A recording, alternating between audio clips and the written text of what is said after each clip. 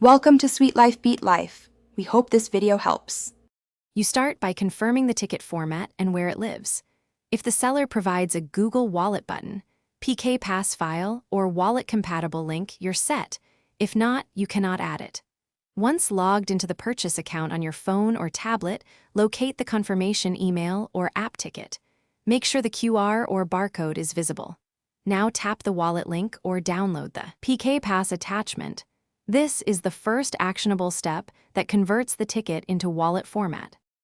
Once you tap the wallet button or open the PK Pass file, Google Wallet displays the pass preview. Review it carefully. You must confirm date, venue, seat, and barcode integrity because Wallet won't fix mismatches. If Wallet asks for permission to add passes or send notifications, allow it so ticket updates and entry notifications work. After confirming, choose Add to Wallet. You'll see the ticket stored in Wallet. Once done, it's available offline and ready for scanning at the venue entrance. To finish, open Google Wallet and locate the new ticket.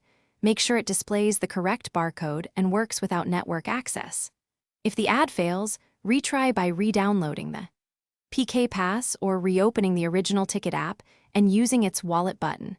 Sometimes clearing cache or restarting the app helps. If the barcode is missing or corrupt, contact the seller for a wallet-compatible pass or replacement. This one troubleshooting tip prevents surprises at entry. Thanks for watching. Consider subscribing if we helped you.